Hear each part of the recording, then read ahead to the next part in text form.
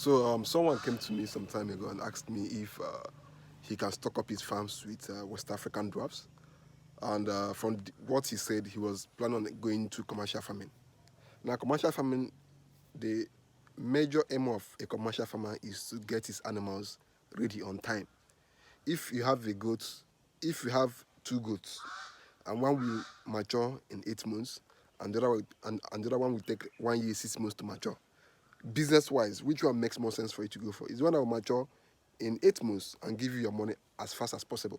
Because anybody who's in farm these days, without considering the business aspects, that farm is going to fold up. That's the truth. I'm talking to you from experience, from personal experiences. If you're not looking at the business side of farming, you are going to have a lot of problems. And that is the mistake most people make. They just enter into farming as a hobby or sorry, as a passion, overlooking the business and profitability side of it, only to end up in losses. Now, what I always tell people is nothing but the truth. I'm a very, very honest person when it comes to business, doing business with me. I'll tell you the pure truth. The person asked me, can he do commercial farming? Because he was planning to buy a good number of goods from me. But I was like, first of all, is this going to be like a huge source of is it going to be a main hustle to you?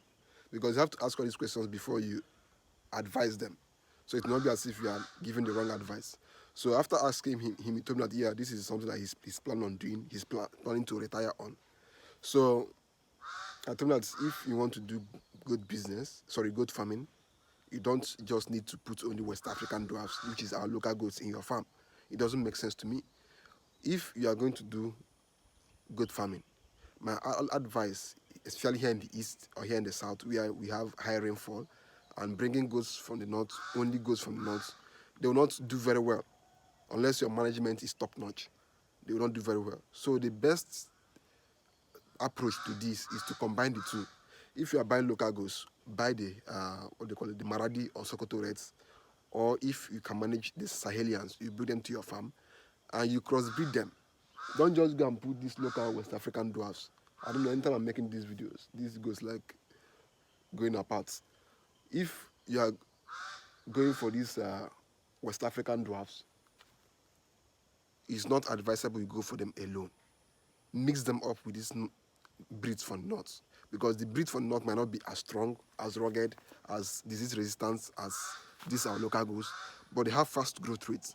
They get bigger in size and they grow faster than these are local goats. Now, if you cross them together, what you are going to have is an animal with a hybrid vigor. Now, what is hybrid vigor? Hybrid vigor is just means you bring this one from the north, you bring this one from the south, and you put them together, and they will combine all their advantages into their offspring.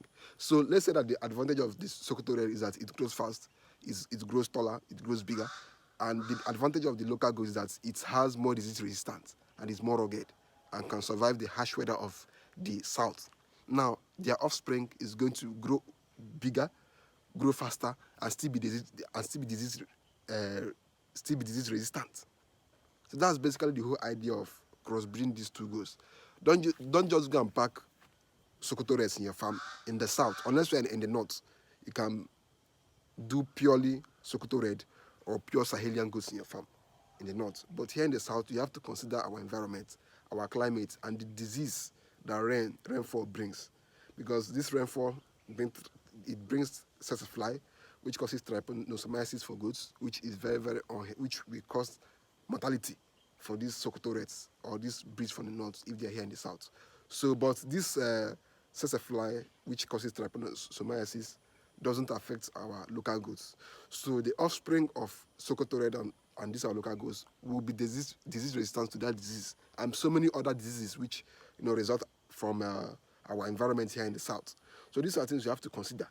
Just look at this. Let me show you guys. I don't know if you guys are seeing this. This is that white animal there is one of the West African dwarfs on this farm. They are very small. So these are not animals you'll be like, okay, I'm going to fatten them up in the next 8 months. No, because that animal you're seeing there is over 9 months. But look at the size. If you take this animal to the market, it's not good for butcher.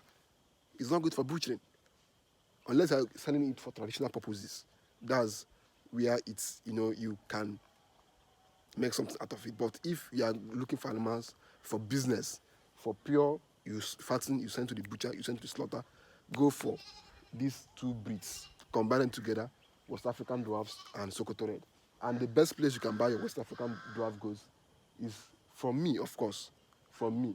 So as I was saying, the best place you can buy your goats from is from me, because all my goats, as far as you are going to buy them for breeding, they come vaccinated, and it's not this kind of goats. You know, I always tell people, if you are buying goats for breeding or the ones you want to put in your farm, it is not advisable to go to the market and buy goats, because one, you don't know the history of those goats. Their health history.